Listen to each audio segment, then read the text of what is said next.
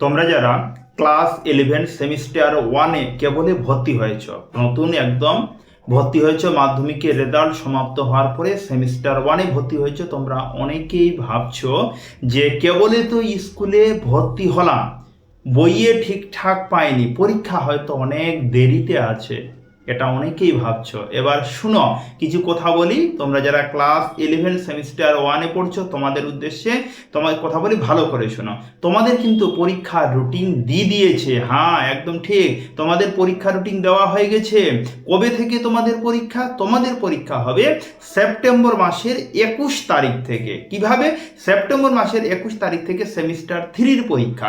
Semester 3 half half time তোদের হবে, মানে ওদের পরীক্ষা 12টার মধ্যে শেষ হবে, 12টা কি 12:30টার মধ্যে কিন্তু ওদের পরীক্ষা শেষ হয়ে যাবে। তারপরে তোমাদের পরীক্ষা কিন্তু চালু হবে। যেহেতু তোমাদের পরীক্ষা কিন্তু স্কুলেই হবে, তাহলে এই প্যাটার্ন অনুযায়ী কিন্তু তোমাদের পরীক্ষা হবে স্কুলে। মনে থাকবে? তাহলে কবে থেকে তোমাদের পরীক্ষা? সেপ্টেম্বর মাসের 21 তারিখ থেকে কিন্তু তোমাদের পরীক্ষা। আজকের ভিডিওতে আমরা আলোচনা করব ক্লাস 11 সেমিস্টার 1-এ তোমাদের মধ্যে যাদের এডুকেশন বা শিক্ষা বিজ্ঞান আছে, এডুকেশন বা শিক্ষা বিজ্ঞান, তাদের উদ্দেশ্যে কিন্তু এই ভিডিওটি আজকে আলোচনা করব। ওই এডুকেশনের প্রথম অধ্যায়, তোমরা জানো এডুকেশনে গ্রুপ এ এবং গ্রুপ বি। গ্রুপ এ থেকে 20 মার্ক থাকবে, আর গ্রুপ বি থেকে 20 মার্ক থাকবে, মোট 40 মার্ক। 40 মার্কের পরীক্ষা হবে এমসিকিউ প্যাটার্নে, মানে তোমাদের ফার্স্ট সেমিস্টার পরীক্ষা কি এমসিকিউ প্যাটার্নে হবে। মোট 40টি প্রশ্ন থাকবে। গ্রুপ এ থেকে 2টি অধ্যায় আছে, ওই 2টি অধ্যায় 10-10, আর গ্রুপ বি এ 2টি অধ্যায় আছে, ওটা তো 10-10, তার কত হলো? মোট 40। আজকে ভিডিওতে আলোচনা করো গ্রুপ এর প্রথম ইউনিট 1, যে শিক্ষার অর্থ, ধারণা ও লক্ষ্য সমূহ। এই অধ্যায় থেকে যে সমস্ত প্রশ্ন তোমাদের ফাইনাল পরীক্ষার জন্য খুব গুরুত্বপূর্ণ, যে প্রশ্নগুলো তোমাদের না পড়লে হবেই না, ওই প্রশ্নগুলি আমরা এই ভিডিওতে ডিসকাস করব। এমনকি এখানে যে প্রশ্নগুলি তুলে ধরা হয়েছে, এই প্রশ্নগুলি পশ্চিমবঙ্গের বিভিন্ন স্কুলে বিভিন্ন সময়ে এই অধ্যায় থেকে কিন্তু বলছি এই প্রশ্নগুলি কিন্তু এসেছে। তোমাদেরও কিন্তু ফাইনাল পরীক্ষায় আসার চান্স প্রবল। আমি তো নিশ্চিন্তে বলছি ভিডিওটি একটু বড় হয়ে যাবে, প্রশ্ন সংখ্যা বড় হয়ে যাবে, তবে তোমরা এই প্রশ্নগুলি যদি পড়ে যাও, তাহলে এই অধ্যায় থেকে কোনো প্রশ্ন মিস্টেক যাবে না। আমি প্রতিটি সাবজেক্টের অধ্যায় ভিত্তিক গুরুত্বপূর্ণ প্রশ্নগুলি নিয়ে ভিডিও বানাবো। এডুকেশন পরের অধ্যায়, জিওগ্রাফি, ইভিএস, হিস্ট্রি, বেশ কয়েকটা সাবজেক্টের অধ্যায় ভিত্তিক আমি সাজেশন দেবো। তোমরা ভালোভাবে ওই সাজেশনগুলি পড়লে তোমাদের কিন্তু ফাইনাল পরীক্ষা ভালো রেজাল্ট আসবে, এটুকু বলে নিশ্চিন্তে। তাই চ্যানেলটিকে সাবস্ক্রাইব করতে ভুলো না। খাতা কলম নিয়ে রেডি হও, ভিডিওটি সম্পূর্ণ থেকে সব প্রশ্নের উত্তর নিজেদের খাতায় লিখে নাও। তাহলে আমরা এবার স্টার্ট করি। ক্লাস 11 বা একাদশ শ্রেণী সেমিস্টার 1 এডুকেশন গ্রুপ এ ইউনিট 1। ইউনিট 1 তোমাদের কি আছে? প্রথম অধ্যায় শিক্ষার অর্থ, ধারণা ও লক্ষ্য সমূহ। এই অধ্যায় থেকে খুব ইম্পর্ট্যান্ট কিছু প্রশ্ন উত্তর আমরা ডিসকাস করব, যা পরীক্ষায় তোমাদের এর বাইরে আশা করি থাকবে না। প্রশ্ন সংখ্যা একটু বেশি হয়ে গেছে, রিস্ক নেওয়া যাবে না কারণ পরীক্ষার জন্য, তবে নিশ্চিন্তে এর মধ্যেই তোমরা কিন্তু এই অধ্যায় থেকে কমন মাস্ট বি পাবে। প্রথমে তো একটা জিনিস লক্ষ্য করো, এখানকার প্রতিটি প্রশ্ন পশ্চিমবঙ্গের বিভিন্ন স্কুলে বিভিন্ন সময়ে এই অধ্যায় থেকে এসেছে। তোমাদের পরীক্ষার জন্য কতটা গুরুত্বপূর্ণ তোমরা ঠিক বুঝতে পারছ। নাম্বার 1 প্রশ্ন, বুদ্ধিমানের কাজ লক্ষ্য সামনে রেখে কাজ করা। বুদ্ধিমানের কাজ হলো লক্ষ্য সামনে রেখে কাজ করা। উক্তিটির প্রবক্তাকে, কথাটি কিন্তু খুব গুরুত্বপূর্ণ, জন ডিউ। কোথায় এসেছে এটি? হিন্দু স্কুল 2019 সালে এসেছে। 2 নাম্বার, বিখ্যাত গ্রিক দার্শনিক প্লেটো কোন মতবাদে বিশ্বাসী ছিলেন? চরম ভাববাদী বা আদর্শবাদী মতবাদে তিনি বিশ্বাসী ছিলেন। যার নাম চরম ভাববাদী তার নামে কিন্তু আদর্শবাদী। হেয়ার স্কুল 2021 সালে এই প্রশ্নটি কিন্তু এসেছে। নেক্সট প্রশ্ন, শিক্ষার প্রধান লক্ষ্য হলো চরিত্রকে বলিষ্ঠ ও কর্মঠ করা। এই অভিমতটি কার? মহাত্মা গান্ধী। এই অভিমতটি মহাত্মা গান্ধী। খুব ইম্পর্টেন্ট প্রশ্ন, স্টার দিতে পারো। প্রতিটি প্রশ্ন কোনো না কোনো স্কুলে এসেছে। নাম্বার 4, আধুনিক শিশুকেন্দ্রিক শিক্ষার জনক কাকে বলা হয়? রুশো। রুশোকে আধুনিক শিশুকেন্দ্রিক শিক্ষার জনক বলা হয়। এখানে রুশো থেকে আমি একটা প্রশ্ন বলছি, ভালো করে শুনো।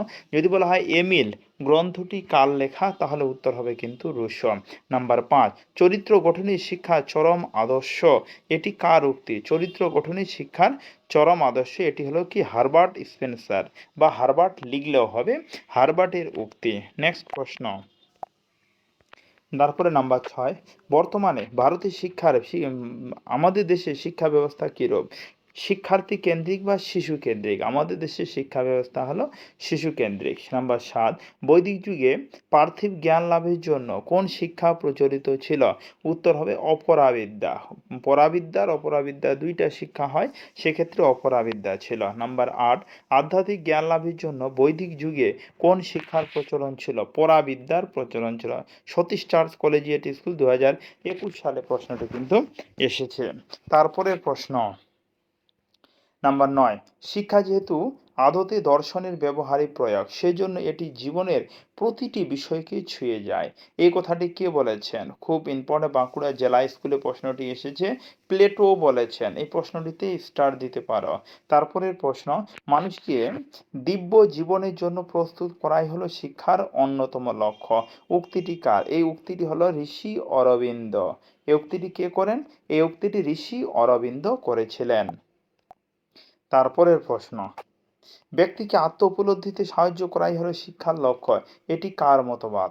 ব্যক্তিকে আত্ম উপলব্ধি করাই হলো শিক্ষার লক্ষ্য, এটি কার মতবাদ? এটি হলো ভাববাদীদের মতবাদ।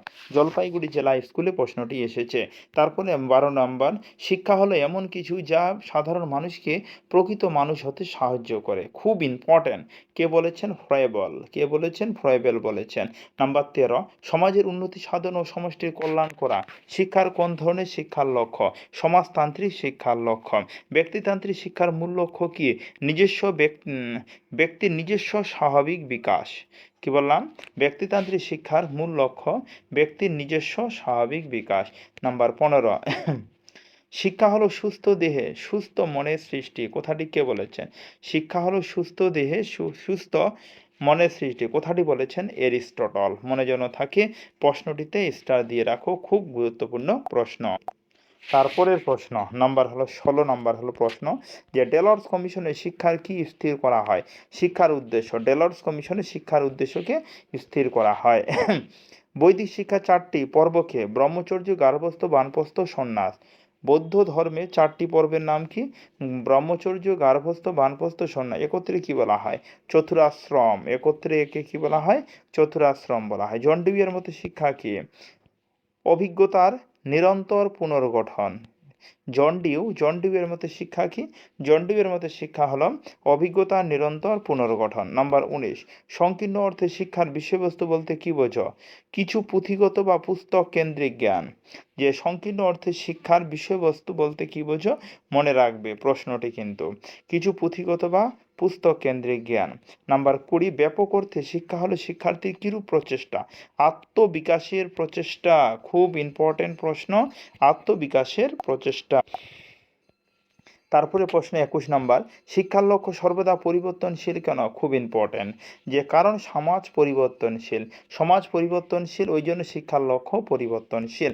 মানসিক শৃঙ্খলা তত্ত্বের প্রচারককে হারবার্ট স্পেন্সার। মনে রাখবে, ভেরি ভেরি ইম্পর্টেন্ট প্রশ্ন কিন্তু এটি। 23, প্রাচীন গ্রীসের স্পার্টা শিক্ষার মূল লক্ষ্য কী ছিল? সামরিক শক্তির বিকাশ বা যুদ্ধে পারদর্শী করে তোলা। শিক্ষার প্রধান 4টি উপাদানের মধ্যে অত্যন্ত গুরুত্বপূর্ণ উপাদান কোনটি? শিক্ষক হলো অত্যন্ত গুরুত্বপূর্ণ উপাদান। 4টি উপাদান আমরা জানি শিক্ষার, যে কোন দুটি উপাদানের নিরন্তর মিথস্ক্রিয়ার ফলশ্রুতি হলো শিক্ষার্থী? পরিবেশ ও বংশগতি। কি বললাম? পরিবেশ ও বংশগতি। তারপরের প্রশ্ন নাম্বার হলো 26, শিক্ষা শব্দটি সংস্কৃতে কোন ধাতু থেকে এসেছে? শাঁস ধাতু থেকে এসেছে। কোন ধাতু থেকে এসেছে শিক্ষা শব্দটি? শাঁস। সংস্কৃতে শাঁস ধাতুর অর্থ কি? শাসন করা, মনে যেন থাকে। শিখ ধাতুর অর্থ কি? শিখ ধাতুর বিদ্যা গ্রহণ করা। শিখ তাহলে শিখ ধাতুর অর্থ হলো শিক্ষা, বিদ্যা বা গ্রহণ করা। বা সংস্কৃতে বিদ ধাতুর অর্থ জ্ঞান অর্জন করা বা আহরণ করা, মনে রাখবে। বিদ শব্দের অর্থ। ইংরেজি এডুকেশন শব্দটি কোন ভাষা থেকে এসেছে? ল্যাটিন শব্দ থেকে এসেছে। মালদা জেলা স্কুল 2018 সালে কিন্তু এই প্রশ্নটি এসেছে। এডুকেশন শব্দটি ল্যাটিন শব্দ থেকে এসেছে। তারপরের প্রশ্ন নাম্বার হলো 31, ল্যাটিন শব্দ এডুকেয়ার কথাটির অর্থ কি? লালন পালন করা বা পরিচর্যা করা। এডু কেয়ার কথাটির অর্থ লালন পালন করা বা পরিচর্যা করা। বর্ধমান মিউনিসিপ্যাল হাই স্কুল 2023 সালে প্রশ্নটি এসেছে। প্রতিটি প্রশ্ন ইম্পর্টেন্ট, অবশ্যই মুখস্থ করে যাবে এই অধ্যায় থেকে, আর অন্য কিছু পড়ার দরকার নেই, মাস্ট বি কমন পাবেই পাবে। ল্যাটিন শব্দ এডুসিয়ার কথাটির অর্থ হলো নির্দেশনা দান করা বা এগিয়ে যাওয়া। ল্যাটিন শব্দ এডুকেটাম কথাটির অর্থ হলো শিক্ষাদানের কাজ। মনে রাখবে, এথেন্সের শিক্ষা ব্যবস্থার প্রধান লক্ষ্য, স্টার দাও, ইম্পর্ট্যান্ট। এথেন্সের শিক্ষা ব্যবস্থার প্রধান লক্ষ্য কী ছিল? উপযুক্ত নাগরিক তৈরি করা এবং ব্যক্তির পরিপূর্ণ বিকাশ সাধন করা। নাম্বার 35, যে শিক্ষার্থী হলো জৈব ও কিরূপ সত্তা? জৈব সামাজিক সত্তা। শিক্ষার্থী কী ধরনের সত্তা বলা হয়? শিক্ষার্থীকে সামাজিক সত্তা বলা হয়। তারপরের প্রশ্ন নাম্বার 36, সংবিধান কথাটির অর্থ কী? পরিবেশের সঙ্গে অভিযোজন বা মানিয়ে নেওয়া। সংবিধান কথাটির অর্থ পরিবেশের সঙ্গে অভিযোজন বা মানিয়ে নেওয়া। নাম্বার 37, আদিম যুগে মানুষের শিক্ষার প্রধান লক্ষ্য কী ছিল? খাদ্য সংগ্রহ বা নিরাপত্তা ছিল প্রধান লক্ষ্য। নাম্বার 38, শিক্ষা হলো মানুষের অন্তর্নিহিত সত্তার পরিপূর্ণ বিকাশ। কথাটি কে বলেছে? খুব ইম্পর্টেন্ট, স্বামী বিবেকানন্দ বলেছেন। স্বামী বিবেকানন্দের একটি গুরুত্বপূর্ণ উক্তি এটি কিন্তু। শিক্ষা হলো মানুষের অন্তর্নিহিত সত্তার পরিপূর্ণ বিকাশ। নাম্বার 39, শিক্ষার্থী দেহ মন আত্মার পরিপূর্ণ বিকাশ হলো শিক্ষা। কে বলেছেন? মহাত্মা গান্ধী এই কথা বলেন। চরিত্র গঠন ও ধার্মিক জীবনযাপনই হলো শিক্ষা। উক্তিটি কার? স্বামী দয়ানন্দ সরস্বতী। স্বামী দয়ানন্দ সরস্বতীর এই উক্তিটি। তারপরের প্রশ্ন নাম্বার 41, মনে রাখবে যে বিশ্ব সত্তার সঙ্গে সামঞ্জস্য বিধান। বিধান শিক্ষার লক্ষ্য কথাটি কে বলেন? স্টার দিতে পারো প্রশ্নটিতে। যে বিশ্ব সত্তার সঙ্গে সামঞ্জস্য বিধান শিক্ষার লক্ষ্য কথাটি কে বলেছেন? রবীন্দ্রনাথ ঠাকুর এই কথাটি বলেন। উপনিষদে উল্লেখিত সারিদ্দা সারিদ্দা যা বিমুক্তয়ে, মনে রাখবে, সাবিদ্যা যা বিমুক্তয়ে কথাটির অর্থ কি? যা মানুষকে সংস্কার মুক্ত করে এবং মুক্তি লাভে সহায়তা, তাই হলো বিদ্যা। খুব ইম্পর্টেন্ট লাইন, মনে যেন থাকে। 42 নাম্বারটি। তারপরে প্রশ্ন, দেশ বা জাতিকে ভালোবাসার প্রশিক্ষণ দেওয়াই হলো শিক্ষা। উক্তিটি কার? কৌটিল্য। কৌটিল্যের এই উক্তিটি, দেশ বা জাতিকে ভালোবাসার প্রশিক্ষণ দেওয়াই হলো শিক্ষা। আত্মজ্ঞান লাভই হলো শিক্ষা কথাটি কে বলেছেন? শঙ্করাচার্য। শঙ্করাচার্যের মতে আত্মজ্ঞান লাভই হলো শিক্ষা। মানুষের শ্বাস প্রশ্বাস মানুষের কাছেই সর্বনাশা। উক্তিটি কার? উক্তিটি হলো স্যার পার্সিনান। যে মানুষের শ্বাস প্রশ্বাস মানুষের কাছেই সর্বনাশা, উক্তিটি কার? উক্তিটি হলো স্যার পার্সিনানের এই উক্তি। নেক্সট, আমি কিন্তু একটি কথা তোমাদের বারবার বলছি, এখানকার প্রতিটি প্রশ্নই খুব গুরুত্বপূর্ণ। এই প্রশ্নগুলি পড়লেই তোমাদের কিন্তু হয়ে যাবে, আর পড়ার দরকার নেই। এবার কোন সংস্থাকে সমাজের ক্ষুদ্র সংস্করণ বলা হয়? বিদ্যালয়কে। বিদ্যালয়কে মালদা জেলা স্কুল 2021 সালে এসেছে। জ্ঞান হলো সকল প্রকার সম্পদের জননী। উক্তিটি কার? রুশো। ইম্পর্টেন্ট, খুব ইম্পর্টেন্ট, যে জ্ঞান হলো সকল প্রকার সম্পদের জননী। উক্তিটি রুশোর। ভারতের ভাগ্য তার শ্রেণীকক্ষে নির্ধারিত হচ্ছে। কথাটি কোন কমিশনে বলেছে? কোঠারি কমিশন। ভারতের ভাগ্য শ্রেণীকক্ষে নির্ধারিত হচ্ছে কোঠারি কমিশন। শিক্ষা হলো একটি দ্বিমুখী প্রক্রিয়া। উক্তিটি কার? উক্তিটি হলো অ্যাডামস। কি বললাম? অ্যাডামসের উক্তি, যে শিক্ষা হলো একটি দ্বিমুখী প্রক্রিয়া। উক্তিটি কার? অ্যাডামসের। 50 নম্বর প্রশ্ন, মনে রাখবে, শিক্ষা হলো একটি জীবনব্যাপী প্রক্রিয়া। উক্তিটি কার? রেমন্ড। স্টার দিতে পারো, এই প্রশ্নটি কিন্তু খুব গুরুত্বপূর্ণ। যে শিক্ষা হলো একটি জীবনব্যাপী প্রক্রিয়া। উক্তিটি কার? উক্তিটি রেমন্ড এর উক্তি। নেক্সট প্রশ্ন নাম্বার হলো 51 নাম্বার হলো প্রশ্ন, যে একটি ধর্মনিরপেক্ষ দেশে রাষ্ট্র আনুষ্ঠানিকভাবে কি প্রচার করে না? কোনো নির্দিষ্ট ধর্ম প্রচার করে না। একটি রাষ্ট্র কোনো ধর্মকে প্রচার করতে পারে না। তারপরে 52, 1978 সালে 44তম সংবিধান সংশোধনীর মাধ্যমে কোন অধিকারটিকে মৌলিক অধিকার থেকে বাদ দেওয়া হয়েছে? সম্পত্তির অধিকার। সম্পত্তির অধিকারটিকে মৌলিক অধিকার হিসেবে বাদ দেয়। তাহলে আগে কিন্তু মৌলিক অধিকার হিসাবে কিন্তু সম্পত্তির অধিকার ছিল, এটা কিন্তু বাদ হয়ে গেছে। সংবিধানে ধর্মনিরপেক্ষতা শব্দটি কততম সংশোধনীতে যুক্ত হয়েছে? উত্তর 42তম সংবিধান সংশোধনীতে 1976 সালে এটি কিন্তু যুক্ত হয়। গণতন্ত্র বা ডেমোক্রেসি শব্দটি কোন দুটি গ্রিক শব্দ থেকে এসেছে? ডেমোস বা ক্রেটস। ডেমোস বা ক্রেটস থেকে এসেছে।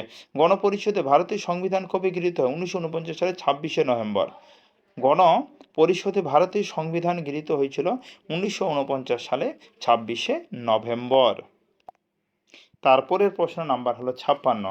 বর্তমানে ভারতের সংবিধান মৌলিক কর্তব্যের সংখ্যা কয়টি? মৌলিক কর্তব্য ভারতের সংবিধানে কিন্তু 11টি। নাম্বার হলো 57, যে সংবিধানে 11তম মৌলিক কর্তব্যটি কত সালে যুক্ত হয়?